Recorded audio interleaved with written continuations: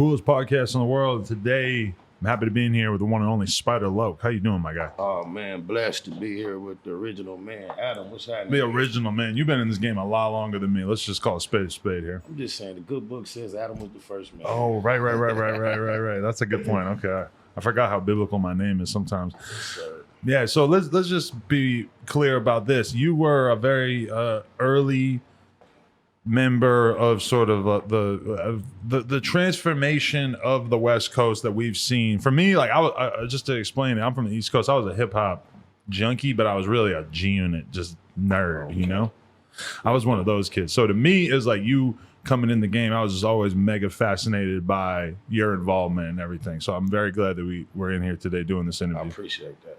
All right, guys, just got to take a quick break here from the podcast to do a quick shout out to our sponsor. Forget everything that you think you know about mobile games, because one of the most ambitious RPG projects of 2019 has just been released, and it's going to change everything. Introducing Raid: Shadow Legends. Playing Raid is the most immersive experience that you will find on a smartphone, and it can only really be compared with the biggest PC and console titles. And the best part, it's totally free. Raid has all the features that you would expect from a brand new RPG title, like an amazing storyline, awesome 3D graphics, giant boss fights, PvP, all of that good stuff. There's over 10 million players worldwide who have downloaded this game in the last 6 months. My favorite champion is Gallic, because I just use Cursed Blade and I take out 4 guys at once. The thing about this game is that everyone can find something for themselves. Some love collecting characters, and some are all about the deep storyline and graphics. The game is growing super fast, and check out this cool roadmap that they've published. They actually have huge plans for updates in this game for over 6 months, so there's infinite content for you to enjoy and no time to get bored. New faction, a tag team arena feature, even new clan boss.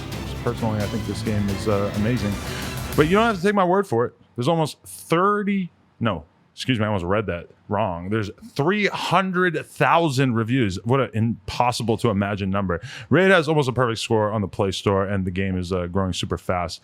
You'll definitely want to check this out. So what are you waiting for out there? No Jumper fans, people who want to support this podcast, I suggest that you go to the video description right now, click on the special link down there. It's right at the top of the description, and you will actually get 50,000 silver and a free Epic Champion as part of the new player program to start your journey. That's right, the link. It's down below. It's right in the description.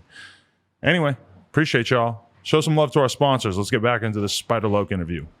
Definitely. So let's talk about the early days. Where are you actually from? I'm actually from Compton, California, as far as my birth certificate is concerned. Born in the town of Compton. So I've been an actual resident of Compton all my life. However, I did not live in my father's house, and he lived in what the world would consider as Watts. Okay. So it's about a 10, 15-minute drive down Central and between my mother's and father's house. So I've spent my whole life going in between my mother's and father's house, just spending my time. So I'm from the Compton, Watts, South Central area, East Side. Okay, that's what's up. So early on, what was your upbringing like? What were you like during your teen years and such? Teen years. And also, can you try to speak a little bit more right into it, just because of the fan? I just don't want to get too much background audio. Growing up, as an adolescent, I lived with my mother, her only child, single mother in Compton. She did her best to send me to private school. However, my brothers and my father had no religious affiliation whatsoever. Mm-hmm. So I had both influences in my life pretty heavy.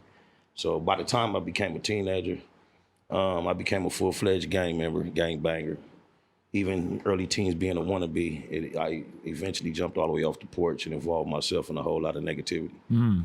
So is that's how you look at it in retrospect, though? It feels like a whole lot of negativity. Oh, it definitely was a whole lot. When you end up in prison at 18 and you watch a lot of your childhood peers die, and you attend a lot of funerals, and you look over the period of time that you spent just hanging and banging, and you realize you made no progress. Yeah, a lot of negativity. Well, it's interesting because, you see two very different outlooks from dudes who make it to, late 30s, 40s, and their perspective on the whole gang thing. A lot of dudes get older and they still love it, and they're still happy to throw up their signs whenever they can, and they go on picnics, and they're still just loving the cultural elements of it, even though presumably they're not still on the corner, they're not still shooting at somebody, whatever. But then a lot of people, they kind of. I was just watching that Mob James interview with DJ Vlad, and it's just so clear that he came out of it with a very different perspective. He feels kind of almost used or victimized by even making that such a big part of his life. Where do you fall on that spectrum? I have a similar sentiment. You know, when you have man seeds and you have daughters, and you're trying to advise your daughters what type of man should be attractive, and advise your young boys what type of men they should be trying to evolve into, and you look back over your experience, I only want to support the things that I can transfer. So if I can't advise them that these are things that they should be participating in, I have to really reassess my involvement. So in order for me to not ever say the word Crip again, I had to really tap into the essence of what I believe the original spirit of Cripping was, the community revolution in progress. So the only reason you'll hear me being affiliated with Crip at all at this point is because it does have that type of origin that I could go back to and speak to my sons about. So I realized when Cripping started, there were no Bloods. So in order for me to be a Crip, a Blood does not have to be my enemy. So that's the essence of any Cripping that I'm a gang member, not a gang banger. I have once been a full-fledged gang banger, but the camaraderie is something that, and the experiences that I have developed with my comrades and my brothers is something that you can't take from me. So no matter how old we are, we're gonna get together and we're gonna enjoy and reminisce. However, I do not support black on black crime. I do not support anyone doing anything to someone else that's not warranted. You know, I think that it got derailed, the whole concept of what it was starting to be. And then I did have to come along in a generation where it was totally off track and I participated to the fullest. So I feel like I kind of owe society a different influence. Definitely. But when you look back at that time period, do you feel like you're joining the gang? Were you someone who was sort of being brought into it by the older cats who wanted to have somebody who they could? It wasn't. It was more of a youth thing. It was very attractive. The danger, the mischief, the camaraderie. I was attracted to those things. Before gang banging, I was just a mischievous young man. I remember being before I actually saturated myself within the neighborhood, I was like the badass in my private school church circle and committing crimes in that arena with my peers. I remember before having gang violence, just having simple road rage violence. I remember when I was young enough to where my big cousin, his mother let him get the car because he was about 16 or 15, 17, first got his license. We old enough to where he can drive. So I'm younger than him, I'm in the car. I remember having a pistol. I remember at times him just having road rage incidents with other drivers and there'd be shots fired just because we had the pistol. Right. So it wasn't always just gang banging. It was just being mischievous. Just fucking up was attractive at one point. Definitely. So how deep did you get into that before you started rapping? Or was rapping always just a part of it? Always. It's always been a part of what I did. Before I was rapping, I was writing poetry in school. Yes, when it came time for like mother, auntie, grandmother's birthday, where everybody was trying to get presents together, I would just always have the inclination to write some poetry, find someone old enough to type it up for me, put it in the frame, and I would submit that as a gift, and my words are always beyond my age or my perception of maturity. I don't know, it's a gift for me to be able to manipulate words, relate to them, and use them to express thoughts. It's just been a gift. So I've always rapped, even when I was, and I have been at certain times, the most active gang banger in my section. Niggas knew. I'll be on the block, sitting in my car. I'm gonna have a notebook in the passenger seat. Really? I'm gonna be jotting in it. When I leave the block, it's a high possibility I might be on my way to the studio. Niggas knew that. It's just, I come from an era of when you used to know dudes from your rap peers going in and out of studios, and they have affiliation with certain neighborhoods. And then when I first started rapping, I bump into somebody from another hood, like, oh, I know your homeboy so-and-so. And they respond to me, oh, that rapping ass nigga.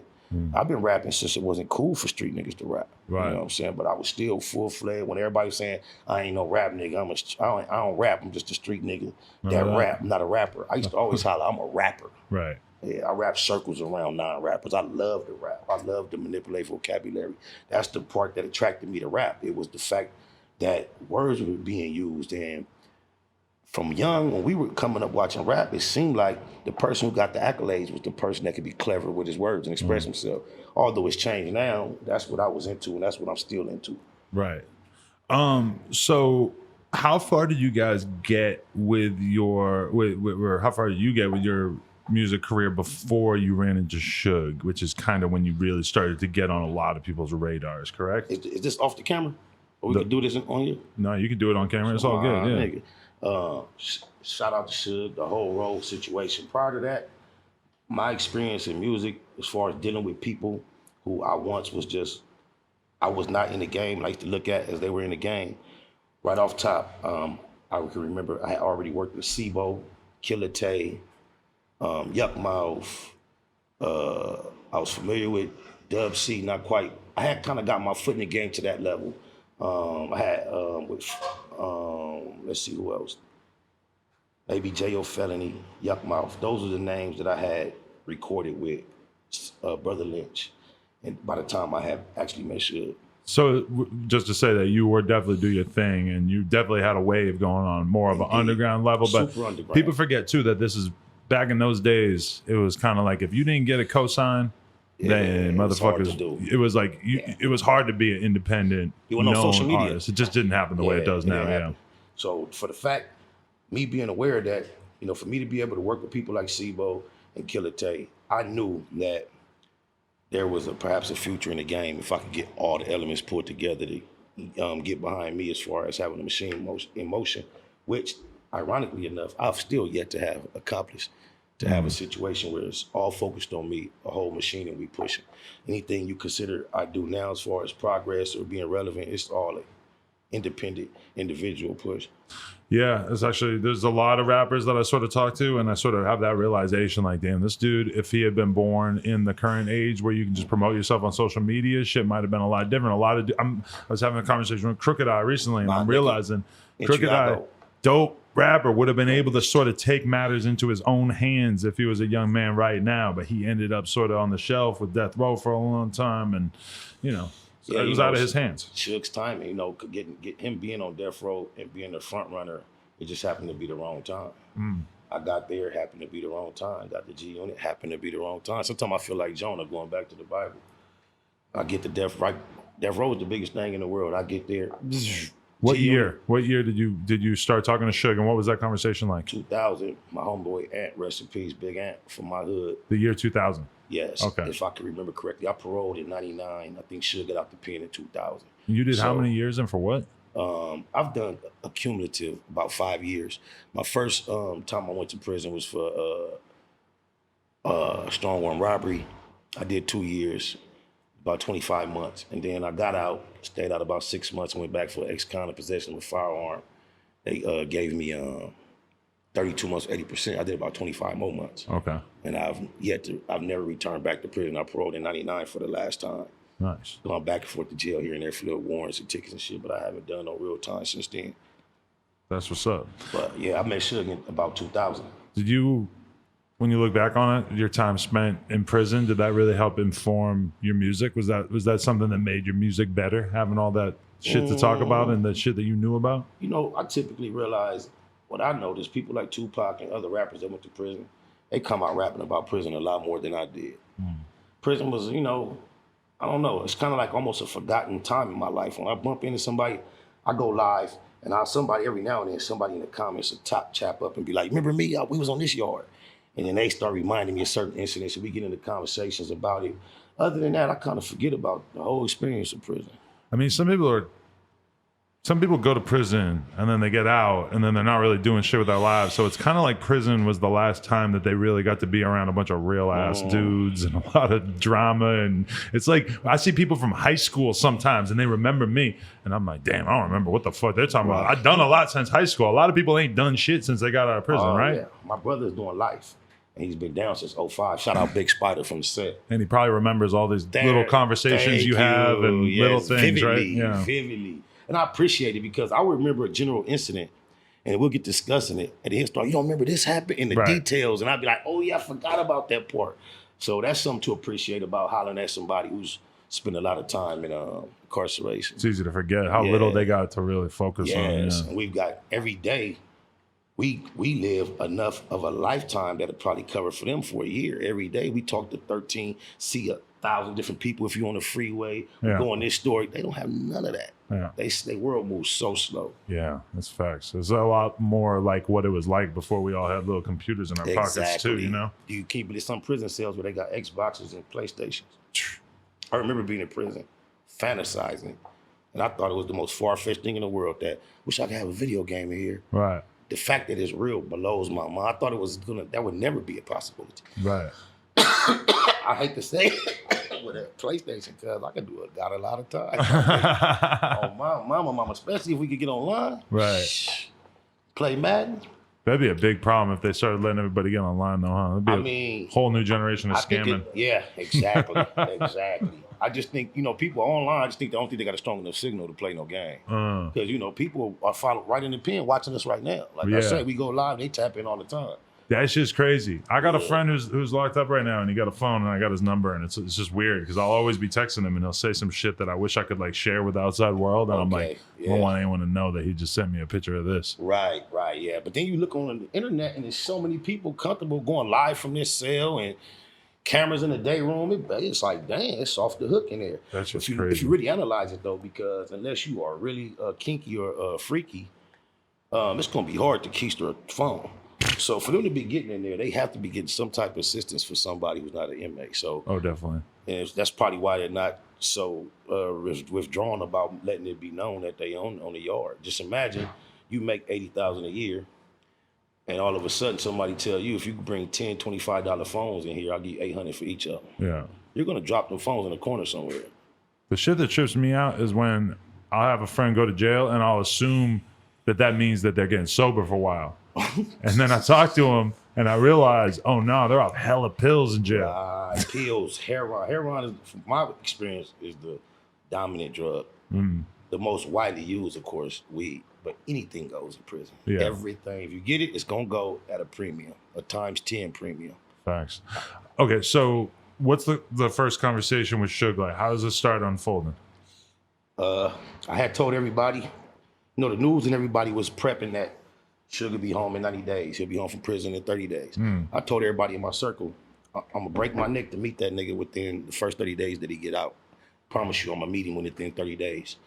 However, when he actually paroled, I didn't put no effort into meeting him. It was kind of like I just was talking. However, the way the universe had it, before he was out 30 days, somebody called me and said, Suge want to meet you. And that was my homie Big Ant. And so when I got to, they happened to be at the Red Lobster waiting on me when I pulled up. Suge said, I heard a lot of good things about you. I said, all that shit true. Because of his reputation, I was trying to make sure I came with a lot of firmness. So they were sitting at a long table. He was at the head of it. I grabbed a chair and I put it right to his peripheral. And he was like, so he was eating. He was like, yeah, your homie told me you rap. I want to hear something. I'm like, now it's a gang of Pyrus. Buntry, rest in peace. Timmy Ruiz, the gang. It was an intimidating or a real serious, different looking scene. And I just rapped. I did 16 bars. He was like, yeah, we got Crooked Eye, we got Eastwood, then you next.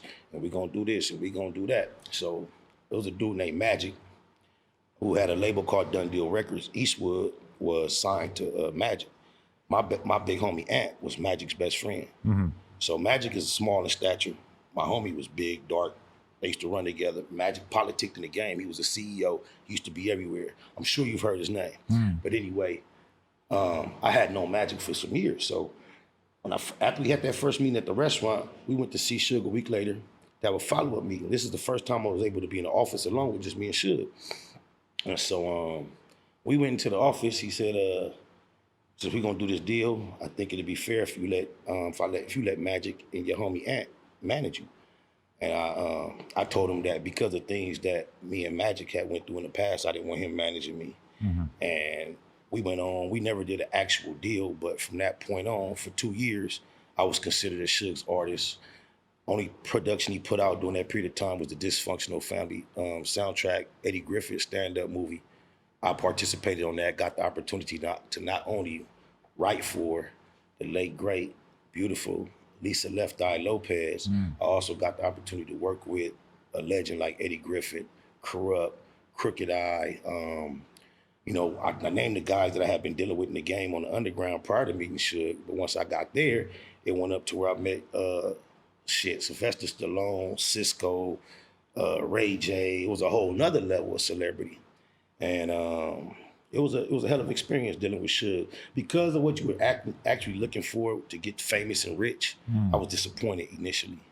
But now, after I've been in the game some time and been around, and I look back over what I actually did gain by dealing with Suge, I appreciate the experience a lot more. Do you think Suge wanted you at that time as an artist, or was it partially because he wanted you as like muscle, or like he wanted you to be part of the squad on like a street type of level? It's a dual, right? A dual desire. He actually, the reason why I was called is because while my homie Ant Magic was having a meeting with Suge, he described what type of artist that he was looking for, and he actually stated, "I don't want nobody I gotta go to his hood and save him from his homies." That's what made my homie say, "Cuz, you need to meet my little homie. Tell him to come up here then." He all that. And that's when I got the call, Suge want to meet you. So that was a pretty good question. Definitely, if I had just showed up and being that nigga from my set, I don't know if I would have been able to saturate myself over there. If you got to be able to impress Crooked I with your lyrics, right? First of all, that's not easy. Shout out Crooked I for the word Bluetiful too. Since his name he came up with that. Yeah, one day we was in a studio session at Death Row, and you know he's kind of on the smart side. I don't want to use the N word, the one that ends with a D, but if you know Crooked, he's kind of, you know. So he came up, and even though he's a gangster rapper, he like came over my shoulder in my ear one night. And he was like, "Hey, I got something for you. I can't really use it. It's a word. Like, what's that? Like, Bluetiful." I'm like, "Oh, that's hard." So I just kept it in the back of my head for years. It's just been there. And the time came where I heard it. First, before I heard the beat, I remember being in the airport. I don't know if it was what the airline was, but all the waiting seats were blue. And it caused me to write like 4 bars in the blue booth, on the blue mic, whatever. Right. And I just had that in my sidekick. And then one day at a studio session, the producer, shout out E-Rock from the Riffs, he played the beat. And it immediately made me think of those. Yeah, and I went on and finished it out from that point. It's funny because I just had, we just interviewed this kid, Rucci from Inglewood, and he's a blood and everything. And as soon as I said, yeah, we got Spider Love next, a bunch of dudes in the entourage, it's a Bluetiful world. They just started busting it out right away. I was like, oh yeah. Shout out to my stepson Woods from Inglewood. He's Inglewood's finest. And shout out to the city, period, man. That's what I appreciated that. And I want to salute the Red Rags of Inglewood for getting the form painted back red. Y'all was called for that. I don't know how y'all pulled it off. I appreciated why it was True Blue, but they did that like, nah. Well, it's just a paint job and it just happened to switch up? The Great Western Forum all my life had been red. Oh. For like the last decade, they had painted it blue. Right. It's red again. That's beautiful, huh? It's beautiful. That's beautiful.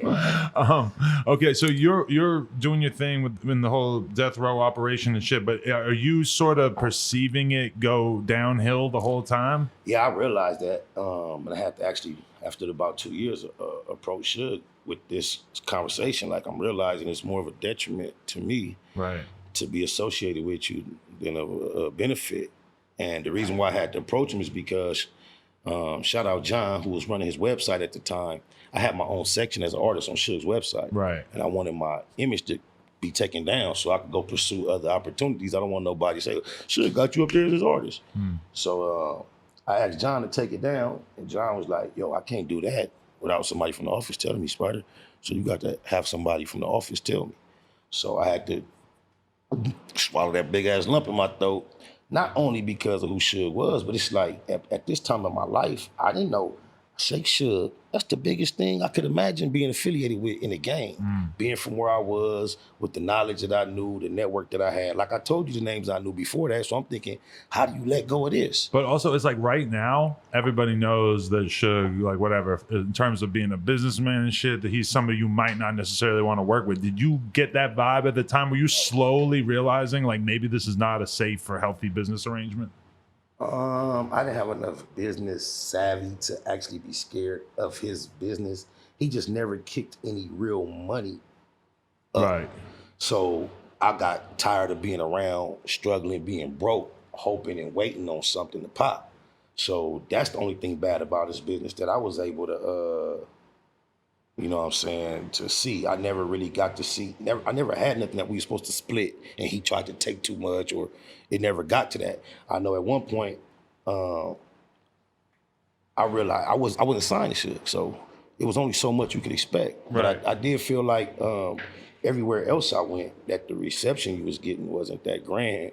So eventually, like I say, I had to let him know I need to be taken off your website. And surprisingly enough, you know, he didn't resist at all. Wished me well.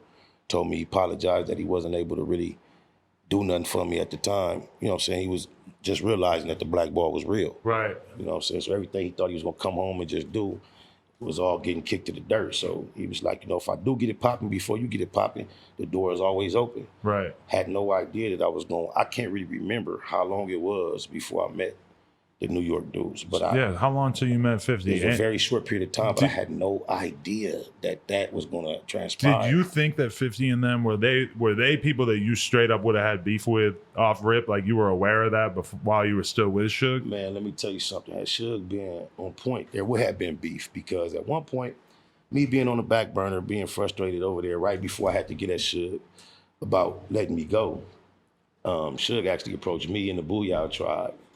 Shout out to the Tribe. 50 Cent's first time coming to LA to perform at the House of Blues. And Suge wanted us to go in there with some of our little homies, purchase like champagne bottles. He was gonna buy the tickets and give us money to buy the bottles. And when 50 hit the stage, he wanted us to have our little homies pelting with bottles. He was like, House of Blues don't sell bottles on the beer in bottles on hip hop nights. They pour the beer in cups. He was like, the only way we get bottles is you have to buy a bottle. He said, I'll buy the bottles. But he was like, he wanted, as soon as that nigga got on stage, he wanted that nigga to get bottled up. And you were with it? Hell no, but I would have been with it had I would have been more comfortable over there. But I was like, only thing Suge, when we did the soundtrack, the only song he asked me to get on was a diss song. The only other song that I actually got on the soundtrack was a song I did on my own at Sir Jinx's house, turned it in, and Eddie Griffin loved it so much, it was put on the soundtrack. So for you, after me being around 2 years, like you say, is it just for the muscle, whatever, we done been in a lot of situations where I did smashing, you know, just got active, we out and about, moving around, shit happens. And now here it is after all this time, as much as I wanted to get my feet wet in the game, you call us to the Beverly Hills Hotel, we thinking it's time, because the Booyah Tribe, they had the same type of spirit. Like, you know, when we gonna get a chance to get it cracking? Gangsta Red was on the same diss song with him. But anyway, we get to the meeting, think he was gonna talk to us about some industries, and he was wanting us to do that. We were appalled. You were appalled because it's like, at that point, you feel like I've come too far to just be a crash test dummy and go do this dumb shit that is obvious you're gonna get caught. And just think, having the intelligence or the wherewithal or whatever word you want to utilize to make that decision instead of just going with the okie doke. I wouldn't even, whether I would have been identified as a participant or not, I wouldn't have been comfortable when I met this dude and the opportunity to even, you know, I had to be a real cold dude to have participated in that, whether I got up out of there without being identified and then still encounter him the way I did. I don't think I would have had the confidence and the interest to approach the situation. I would have felt like, I don't know, I just felt like I was on the opposite side. How did the conversation start to unfold with 50? And do you think 50 was attracted to the fact that you were previously with Death Row and obviously, you know, like an enemy of my enemy is a friend of mine? After me and 50 decided to do something together, I was trying to like think about how I was gonna bring up Suge, and before a couple of days could go by, he was just, I didn't even know he was aware. I was like, I gotta let this nigga know I was just messing with dude. And he ought to be, before I could even bring it up, he was like, hey, yo, I don't know if you care about what Big Boy think, but I don't give a fuck. So that was real refreshing to hear. I'm like, well, I ain't even got to worry about even bringing it up. He already aware, and he's expressing that he don't care what dude thinks. So it is what it was. Was 50, I remember hearing somebody say at one point, they were like, somebody said to me, they were like, you know, I respect 50 because at one point he had like 100 Crips around him protecting him, and he never went around saying he was a Crip. Is that accurate? I've never heard him say he was a Crip. Right. So, you know, I know when I first met him, and when he first mentioned, the first time I knew he wasn't 100% happy with what was going on with Doja, he said, you know, he from the West Side. And he said it like, huh? So it was like, before he discussed anything else, he spoke at him like, he's from the red side. So I noticed that. Interesting. Yeah. But I mean, you know, a lot of rappers, you know, shout out Lil Wayne. Lil Wayne, you know, he starts popping in the game and then he sort of adopts the blood thing or whatever. Yeah, then he let a grown man kiss him on his mouth all on TV for years too, dude. Right. So he wear, you know, I seen him wear like tights, just leggings. Right. Jeggings. Yeah, jeggings. So, you know, but the culture, you know, the Pyru, you know, then you got, you know, we all know what the rainbow stands for these days. And then you had the biggest rapper in the game was rainbowed out. He was claiming blood too. Not a 6ix9ine fan, I'm assuming. Takuchi? Not at all. How you gonna be a fan of someone if you a real one from the era we from? I don't blame you, man. And, you know, the little bit of that tapped in just to get informed on what he had going on. I looked at the video, and when the video came on, he had his face transposed onto a bikini body of a female, bro. He did, huh? Yeah, I'm lost. Then they actually held up his hands, and a green screen rubber rainbow appeared in between his hands. Yeah. You probably don't even remember that the first time he went viral before he was really like a rapper and shit, he went viral because he had this shirt that said HIV on it. I didn't know that. HIV. No. And I remember it going around on Twitter. Nobody knew who he was, but everybody was laughing like HIV, like why HIV? Like that's a wild ass shirt to wear. Wow. A couple years later, he's a huge rapper. Yeah, I didn't know nothing about him until he was the hugest. Right. So I finally was forced to like, okay, let's see what it's all about. And that was part of my introduction, seeing his head on a female body. I was through. Yeah, I can't blame you for that. So okay, the 50 thing starts unfolding. Does he start mentioning right away the idea of you signing to him? Immediately. He was actually, when I met him, he was having a conversation with Young Buck about D-Tay being robbed for the G-Unit spinner. Right. It was a very intense conversation. 50 was very serious, very upset. He was talking about some real high-powered things, about what should happen next, what could happen, the possibilities, and just how we're sitting here having a conversation right now. If my homie over there just started loud rapping, like while we're talking, that's what I did. So you started actually putting your skills on I was display. sitting about this close to him in a trailer full of niggas. Right. And he was discussing what he was discussing. So what I'm trying to tell you is I took the absolutely worst time to be disrespectful and interrupt him in his conversation and didn't ask for permission, and I just began to rap. Wow. And immediately, but when I did the same thing to Young Buck during the same period of time, he was talking to people that we both knew. I didn't know him, but because I knew someone he knew, when he got to Atlanta 2 days after the chain got took in Chicago, I was in his hotel room before he got there. So he walked in, he's just addressing the whole group about what went on. I did the same thing to him. Immediately, I knew I had him. The way he was looking and following me, it caused me just to keep going. He eventually had to stop me from rapping. 50, I was this close to 50. That nigga was looking at me like, who the fuck is this? Who man is this? Will somebody get him? So like, I didn't even get my energy up as well for 50 as I did for Bucks. I'm thinking I'm fucking up. Like, damn, I shouldn't have did this shit. But I couldn't turn back, so I had to keep going. But I'm gonna tell you, my at that time of my life, my thing was to not stop until somebody stopped me. But I eventually, for 50, because he didn't show no emotion, I'm like, I could keep going. And that nigga was like, for what? Get his number. We're gonna call it the second platoon. And he started rattling it off immediately. So that's the answer to your question, immediately. Right. Once he heard me get down, he was like, we finna do this. Okay. So how does it start going from there? You actually signed a deal this time as opposed to the death row thing? I signed the deal after about, I guess, I don't know, it was less than a year maybe, but some months. Up until then, he was looking out. I jumped on tour with Buck on the Straight Outta Cashville tour. Every now and then we would meet up with Banks in different cities, and then we went on the anger management tour. Got an opportunity to meet Eminem a couple of times, not personally, not get a chance to conversate with him in a big group, but I did get to shake his hand. That's a godly type energy when you're around that dude. Carries a lot of respect. Oh, wow, bro. He's different. in the room, that's all anybody's paying attention to and shit? Yes, he doesn't have to say nothing, nothing. He seems like such an introvert. But what I did get the opportunity to see is, when we was on tour with the likes of Sierra, Lil Jon, Titty Boy, shout out 2 Chainz. What up, my nigga? Had a second life later on. Yeah, of course he did. That was beautiful to see. Ludacris, Lil Scrappy. But every night, out of the 40-something dates, Eminem did like 12 or 13 dates. He would fly his helicopter to the venue, the dates he did, and then he would be gone after it. So when he was there, he was the headliner. Outside of that, G Unit was the headliner. So when Eminem was there, G Unit would come on right before Eminem.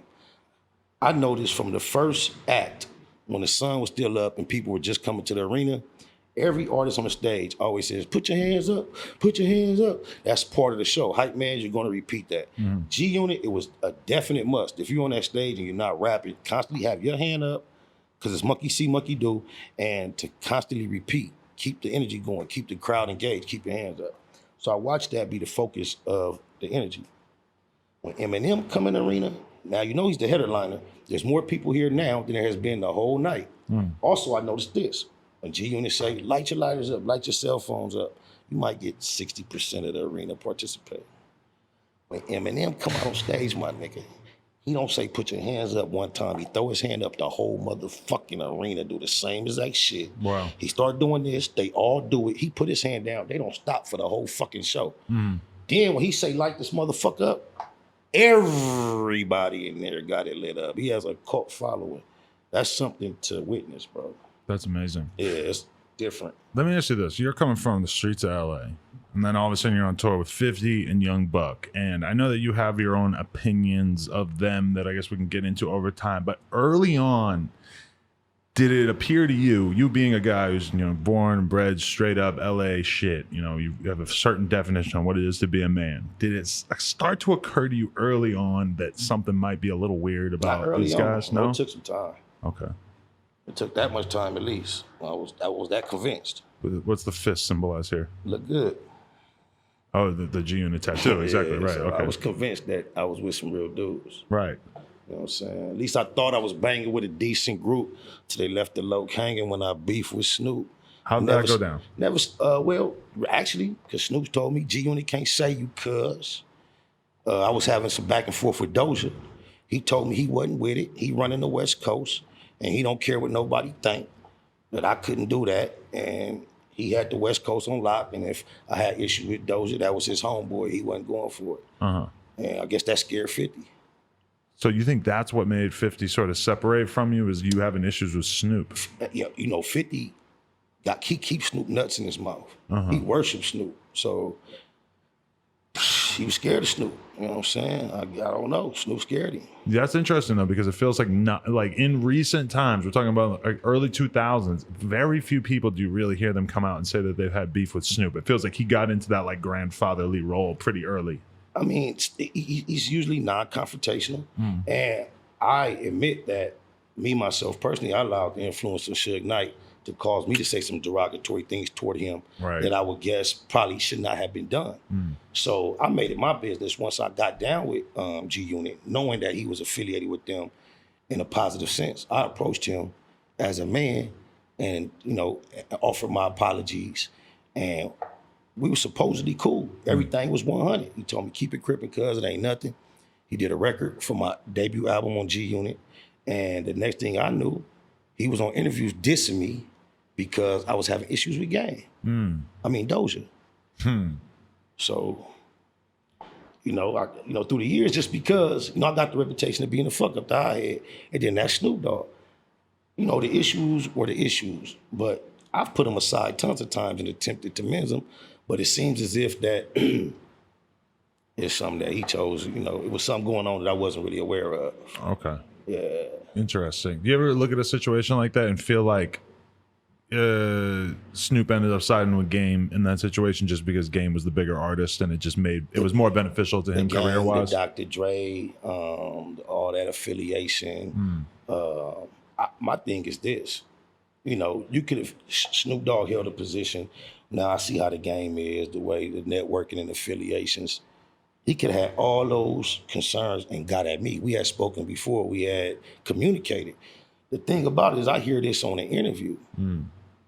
I get on the phone with him. We hash it out. Then you'll see 3 months later, it's another interview with him speaking derogatory of me. You know what I'm saying? So I just didn't understand it. Interesting. Okay, so he told me via internet, and I have the clip in my phone, he fucked with me because 50 Cent fucked with me. I'm from East Side Crip, homie. Born in Compton. Compton and Long Beach together, now you know you're in trouble. Does that seem weird to you? Like, as an LA dude, to fuck with me because I'm fucking with this New York cat? That is extremely weird. That makes your cripping super corny. On top of the fact that you just recently claimed that this gay entertainer that likes to flip, I think he was an ex-Power Ranger. He's on social media. He has a personality. He does a lot of little skits and stuff. Only reason I'm aware of him is because Snoop Dogg posted him on his page for about a week straight, claiming that he was super gay's cuz #1 fan. That's not cripping at all. So it's like, through the years, no matter how, I always think if I approach, when you think of Snoop Dogg, think super crip, boom, bam. That establishes a protocol to where I know how I can never be wrong with you if you a crip. If that's what you are, I know how to deal with you. So when I see you do things, there's a large range of things that are accepted, but there's certain things that just baffle me that make me say, I don't know what he on. French tips, I don't get it. Right. The world has gotten a lot friendlier to homosexuals and such over the years. Maybe gang banging has been probably pretty resistant to that largely. Do you feel like you're kind of viewed as like old school because you clearly think that stuff has no place in your culture? No, I haven't spoken about the place it has in the culture. Okay. I'm talking about an individual such as Snoop Dogg claiming that he's that dude's #1 fan. When I have 3 sons in the Snoop Dogg Youth Football League, I find that a conflict of interest, a mismatch. So if the youth, our masculinity is looking up to Snoop as some type of role model or somebody to look to as a man, for him to claim that this other dude, and you a crip dude, I don't give a fuck. Everybody, society can't speak on cripping. Now, society is what it is, but once we claim to be in this fraternity, we have a different rule.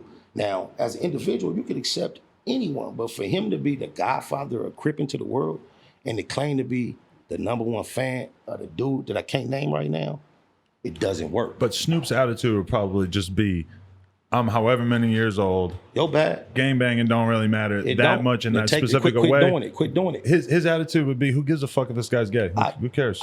Nobody cares. But if you being his #1 fan and you promoting that, you can't promote manhood to my sons. Yeah, I mean, I see what you're saying, and I understand your perspective. The same way that guy is proud to be homosexual, and he promotes it, I'm proud to be heterosexual, and I promote it. And I think if he's allowed to be that way, or if there's a group or a sect of people allowed to be that way, I am allowed to be the same way about my sexuality. I should be allowed to promote it with the same amount of fervor and excitement to my children. Right. If they're going to put the homo element in children's entertainment, like cartoons, I think I should be able to be just as expressive with my children how great heterosexual activity is. Right, but I don't think that Snoop Dogg celebrating a gay actor or musician or whatever really is a threat on heterosexuality. I feel like you keep using words that guy just happens to be gay. But then an icon is claiming to be his #1 fan. An icon as a football organization leader for all young men in the inner city. Right. He has put himself up here. So when you start making a correlation of a lot of things going together in the same group, there's certain things that don't fit in that group. Right. And I'm saying cripping. I'm not speaking on nothing else. Right. Just if you're gonna take the crip, just think about this, bro. If you could make an album called Make America Crip Again and a gospel album in the same year, and you got to stand for something. I was always taught stand for something to fall for anything. And so when you look at sensual seduction and other things of that, I think instead of standing for something, he's been falling for anything and doing anything. Sold his soul in front of the world on Murder Was the Case. But you think he sold his soul on Murder Was the Case? You didn't see the video? Where he's in the casket and lifestyle whatnot? to me, I'll make it better. Remember the devil came in? You thought that was some satanic shit? Don't say I thought. Look at what you saw. The black hair, the white face, the black fingernails. It's just art though, right? Or satanic type art. Yeah. Okay, so we just gonna. I'm not finna call it what it's not. Right. I'm not calling it other than what it is. He was riding in a car in a Jag. That crow type creature with the black hair, white face, black fingernails. Right. That came in his window as a black bird, sat in a chair, and it turned it to that man. Told him, "Bring your lifestyle to me. I'll make it better." Right. Does that sound godly? No, but okay. It seemed like it was almost like a reference to like a horror movie type thing. Was how I took it. So I'm dying.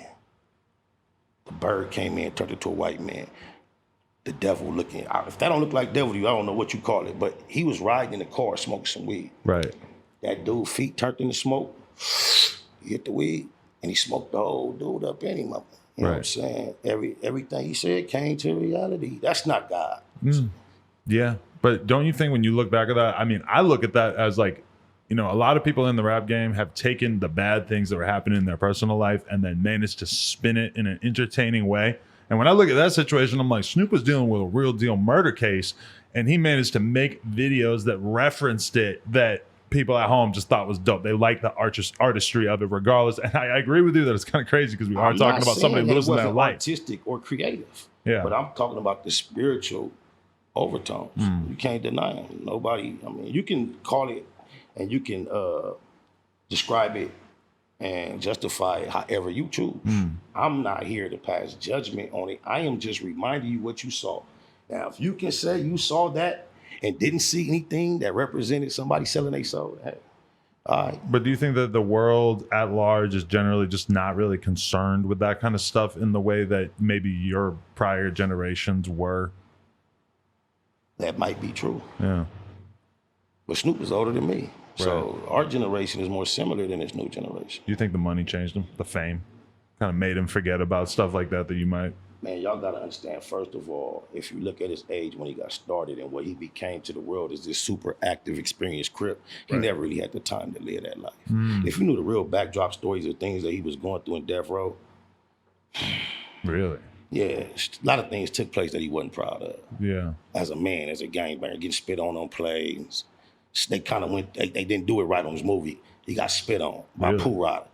The nigga that be with Wack 100. Right. Yeah, he spit on him on the plane. I mean, you see that from Dre, same thing. You saw Dre get so wrapped up in the death row thing, and then he falls back, and he's been in the studio for 30 years. But Dre never been a Crip. Right. It's never been a Blood.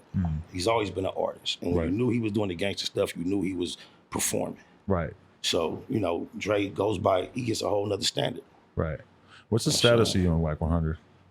Wack no 100. That's what I meant Not to a say. fan, huh? Now, what is there to be fan And he of? was recently coming at YG tough. You see I that? I seen that, man. That was interesting because Blueface did a video with YG like a week before that. But that's Wack's MO. What else do you know about Wack other than he's had interaction with other men and most of them negative? Right. What else? There's nothing else to know about. There's a lot of that is what we know him for, interacting with people on social media, going at people's heads. That's it. And then even when he's speaking positive, he's always speaking about another nigga. There's no accolades to speak about himself until now. He's attached to a successful project. For the last 10 years, however long you've been seeing him establish himself, it's always about having another nigga name in his mouth. When did you guys start to have a problem? What did it start with? The day I met him, he told me, man, I'm fucking on your old bitch, man. I put her through nursing school and put her through bought her some braces. She look way better now, though. And that was funny too. What year was that? This was like 2000. He said that to you. And was it true? Yeah, it was somebody. Wasn't my old bitch. Girl One of my you used to fuck homegirls. with? Yeah, I Okay. fucked with. She from my hood.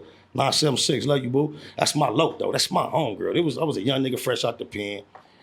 We gangbangers. We from the same set. That's a wild confrontational ass thing to say to somebody. Yeah, but assuming that was my girl. Right, but he probably knew it wasn't really your girl, and he was still saying it just to He was to trying to test see the waters, see trying what to you were what about. I was Yeah. gonna say. See if I was gonna talk about what I've done with her and all that, which ain't my thing. Right. So I'm like, oh, that's the homegirl. Shook his hand, whatever. So I thought that was it. But however, for the last decade or 15 years plus, every time I bump into Wack, he mentioned her. Really? If I have a new person with me and introduce him, the last time I can remember, I had my homie from 6ix9ine with me. Last time I seen him, I'm like, this my homie from 6ix9ine, East Coast. Oh, my wife from East Coast. Yeah, I put it through nursing school and bought her braces. Though he used to fuck with her. It's something that's always on the tip of his tongue. He's a buster for that. So I've always knew he was a weirdo for that. So you know, I never liked him for that, but I've dealt with him. You know, chess not checkers. A lot of pieces you let stay on the board for a long time. You know, just because. But by the time you get to the game, you still need something to knock over. But it's like risen up to the social media type level. He lied on me, man. What'd it say? I looked up on the internet and he was talking about someday he was in Hollywood. He got a phone call from Doja saying that I had him surrounded. And Doja called for help. He said he was with Suge Knight. And him and Suge Knight had a conversation about should they go. Suge like, we ain't going over there. Mobb Deep was supposedly involved. And me and Mobb Deep and some OG unit niggas had Doja surrounded in Beverly Hills. At a hotel in Santa Monica? Thank you. Somebody told me to ask you about that, yeah. Wack No Honey told the world that I was finna do something, and he had time to get a phone call, argue with Suge Knight, and show up and diffuse the situation. Nobody that knows me would believe that. Right. What am I waiting on? What was going on all this time we was waiting on you to show up? I was never there. I have no recollection of this. Oh, so you weren't even there at all? Never have been there. Oh, wow. So when I seen you was bold enough to tell that lie on me, it's fuck you, hoe ass nigga. Do you think he knows it's not true, or you think? Yeah, he knows it's not true. There was too many other people there. Supposedly, Prodigy recalls this whole story in his audio book. My name is not mentioned. However, my name is mentioned in the book. When there was times when my name is supposed to be relevant, my name comes up. When he tells the story, he names the people that was there. My name never comes up. Is this the situation that 40 Glock was there for that you weren't there for? Okay. And that was the confusion because 40 Glock has talked about it a lot and claimed that he was. You know how bad that nigga been wanting? He been arguing with Wack No Honey been accrediting that incident to me for years. 40 been screaming at the top of his lungs, that wasn't him, that was me, that was me. He want the credit for that. That's the type of nigga that would stand there, allows a nigga to make a phone call and let some niggas argue, have time to come there, get all the way to the scene and nothing ever happened. That's the type of nigga that'll do that. Not me, bruh. I'm not no extra out nigga, but if I'm there having an issue with a nigga I don't like, I'm not. Wack No Honey could never stop me from doing nothing. Then he went on the internet talking about G-Unit Crip. He said he told me, I ain't never heard of that. Nigga, what you mean? Nigga, I'm from EC G-Unit. Nigga, it was a whole clan of us. I don't give a fuck what you heard of. You are from the Valley. There's a whole lot of shit going on these East Side streets you ain't never heard of, you queerdo. When you see him saying that shit about how YG used to claim Crip and stuff, does that mean anything to you? Do you see that as just a reach? Let me tell you, everybody knows I had my time speaking on YG in the public. Shortly before Nipsey Hussle died, he FaceTimed me and he requested that whatever it was between me and YG, whatever issue I had, if it wasn't that big, it wasn't that deep, because of their relationship, and he explained to me why YG mattered to him so much. Things that they went through, certain events at a video shoot, day one, things that they went through, that why it mattered to him. And he said, if it wasn't that big a thing, is it something that I could get over and squash? So I immediately took down all my related posts about the issues with YG. And then out of respect for Nip. Yeah, and I let him know. I'm like, cuz they down. I told him though that immediately was done. So I ain't got nothing to say about dude. SIP the neighborhood Nip. I love you, Loc. But besides that, Wack No Honey is a buster though, period. He's a weirdo, wherever he getting at. You know what I'm saying? I don't know. There is nobody I know in this game that has less respect than, if you're a name that's in this game, that typically comes with more respect than Wack No Honey. You don't think Wack has respect out there? I don't even speak about what I think that much. I only deal with facts when I'm talking to other people. I can tell you about what I think and what I feel, and that's up for discussion. But I'm gonna tell you about facts. Wack No Honey has zero. Nobody gives a fuck about Wack No Honey if he's not speaking about who else he's cool with that has some respect. It's the only respect he get. Crazy. I will say about Wack that I talked to him backstage at Blueface show one time, told me he was down to do an interview the next morning, hit him up the next morning, did not hit me back. That's the type of whole ass nigga he is. I can tell Ghosted you about on me. Yeah, hard. Wack, what up? That's the type of dude he is. That's the type of dude he is, bro. Damn, that's crazy. Do you think that, like, are you at the stage in your life where anything could ever happen where y'all would just link up and run the fade or whatever, or have any sort of conflict? Like, is that even something that you think could happen at this point? I don't discuss violence right via media. That's smart. You know what I'm saying? Hoes is hoes. They out here. We call spades spades. You know what I'm saying? Okay. If you look through my history, a lot of incidents you could point to let you know I ain't scared of no confrontation. Am I looking to do anything to anyone harmful? No. Am I looking to have any kind of physical altercation with anyone? No. Good. Period. Let's keep it that way. Let's just keep it to the internet, right? Yeah. So when did the relationship start to go south with 50? You know, I was tolerating a lot of undesired energy. Right. So it's hard to pinpoint the moment, but when it was obvious is when the first time he ever went live in history. Right. On This Is 50. Banks and Yayo was his wingman at the time. He had been advertising that he was going to be live for the first time on This Is 50 for quite some time. He had a countdown, and when he finally went live, the first few questions were about me, and he got extremely pissed off, went off on the fans, told them they didn't know how to ask good questions, and said some, his face, he looked highly disgusted. And the fans want to know about the shit that you're not talking about. You know, they want to know about the details. Like if you were pushing an artist for a while and then you stop pushing the artist, of course the fans are going to want to know about that artist. Yeah, I mean, or they could have been wanting to know why you were pushing. The thing about it is that's what they wanted to know, like you say. And he didn't like that. Right. It's such a weirdo move. He got 2 of his artists with him. So I know you wouldn't have said that had they asked about either of them. But the first question is about me, and you was irritated. He went on to state to them that I had plenty of music, including Bluetiful World out. He said, I don't even have an interesting record out at the time. So that's when, you know, I've never seen Chevy talk bad about the Impala or the Malibu. So when I realized, you know, that's when I was up under that type of regiment, I knew what I was dealing with. Right. Yeah, it's crazy too, because it's like when you look at the trajectory of how G-Unit went, it was like, you know, the early artists that he was pushing, like Banks and Game and shit, he was on tons of songs, even the Buck album, he was on a bunch of songs, he was really working, he was giving them hit records that he knew were going to be hits. He did the same with me. Yeah? Yeah, same with me. I put him out finally last year, and he got him cease and desist. So those records never actually made it. Yeah, because we never really heard any like banger records with you and 50 back then. Really, we had about 7 or 8. Couple of them, but I was having they weren't in a cut. They couldn't come out.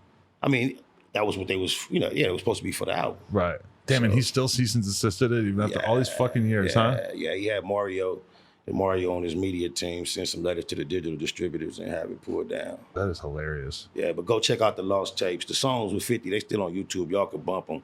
But the Lost Tapes, the project is still available for download. Right. I just took them songs off, and it's out there floating, though. Right. That's just crazy to think, because, I mean, when you look at the relationship of, like, did you think that you were going to get a similar push to what he had done for Game? Indeed. Yeah. Definitely. He gave me he verbalized a whole lot of plans and intentions he had. He told me that my record was done and ready, 1699, prepared for sale, and it was time to roll out. And, you know, if you look at it, what he proposed to do for me, he hasn't done for anyone after me. So I don't take it as personal. It was like the Yayo album didn't sell, and then he never really got behind any of his artist projects. Tough after that. All those are symptoms of the actual source of the issue. The issue was he tore his ass with Jimmy Iovine. And when he tore his ass with Jimmy Iovine, his music success ceased, period. What do you mean tore his ass with Jimmy Iovine?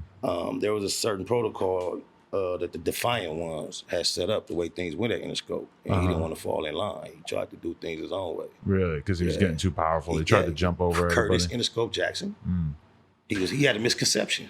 It's crazy to think if 50 had fallen in line with what they wanted him to do and everything, would we be looking at 50 more like Eminem now? Because Eminem is the one dude who still can sell an insane amount of records. He still has that shelf life. But what he's had a very calculated, intelligent career in the sense that he disappears for long periods of time, keeps coming back out.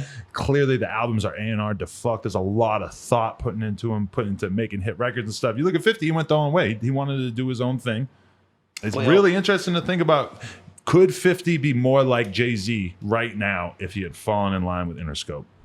Oh, definitely. That's crazy. Most definitely. 50 explained to me that the reason why he was successful and that we were successful and we're going to be successful was not because of the quality of the product. It was because of the strength of the machine and the system that we were attached to.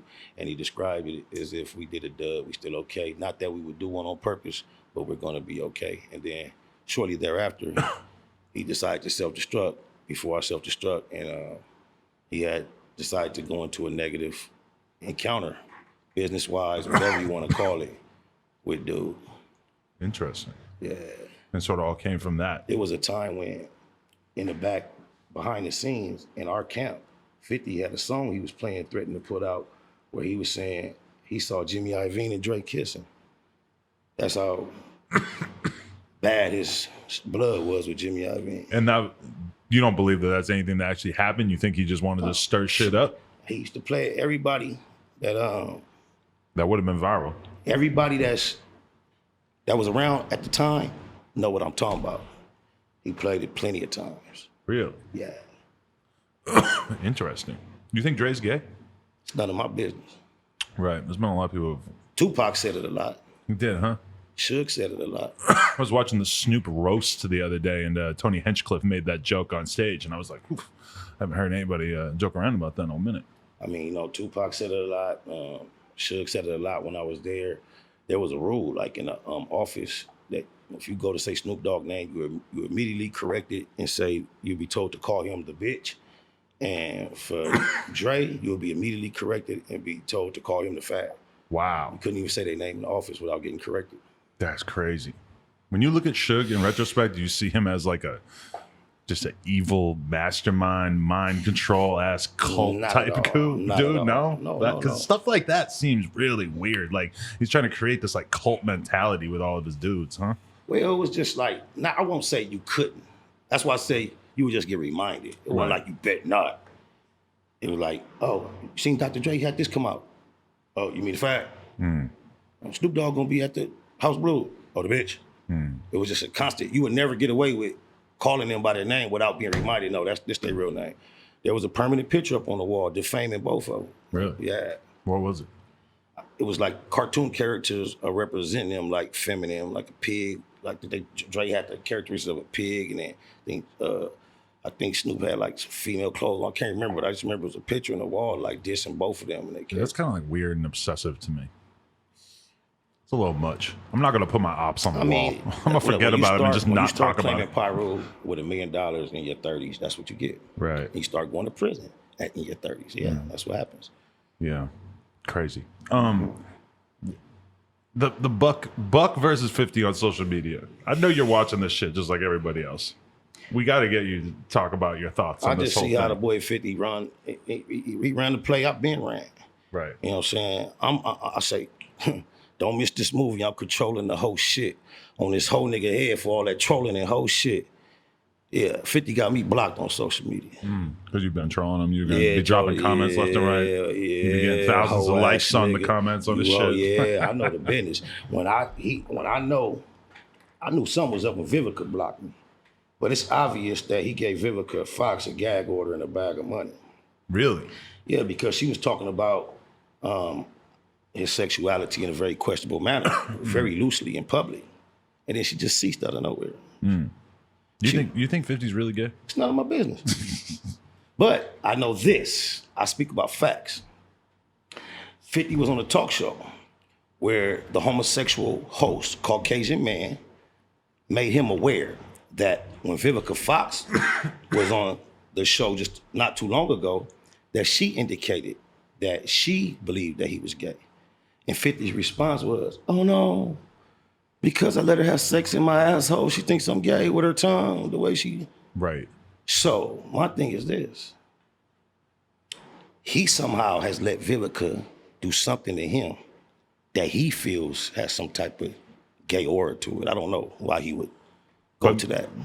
Do you think letting Vivica Fox eat your ass is gay? No. No. I would probably let her dig around in there. I mean, this is my thing. I don't think 50 Cent thinks that's gay either. Right. I don't think he presumes any.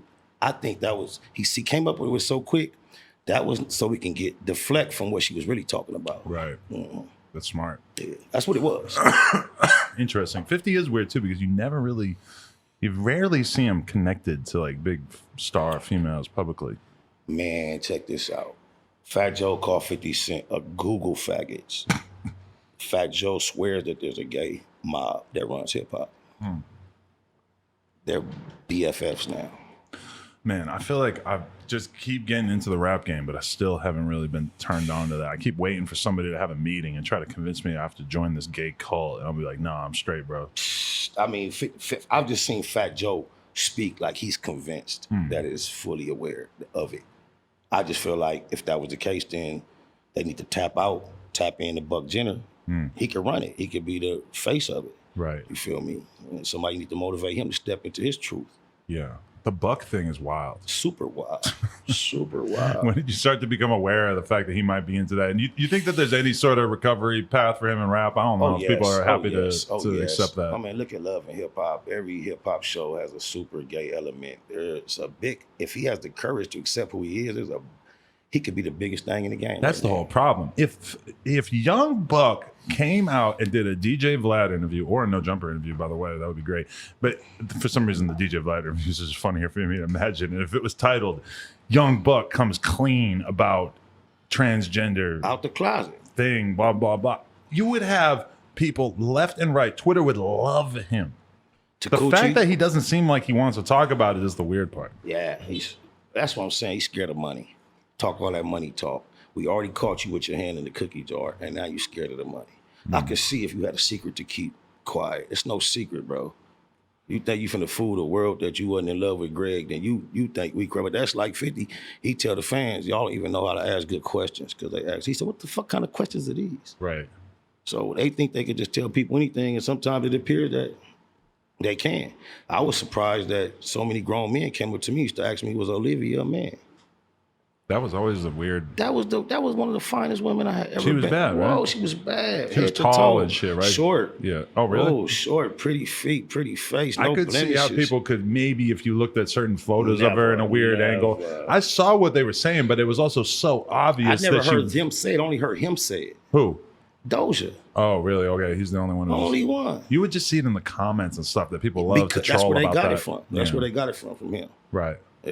So you had beef with Game before G Unit, and then were briefly cool with him for a period of time, and Not then at all. fell out. No, me and Game were cordial, and I got to G Unit, and he wasn't receptive, and Well, you're the big blood and you're the big star of the show, and then they're like, "Oh, we're gonna bring this Crip in too." It's kind of like, yeah, and that's exactly how he proceeded from that point on. But there's nothing actually, worth pinpointing as an event that took place. What actually happened? It was times when he was full-fledged GU not, and then he would call my phone and ask me, "Could I get at 50?"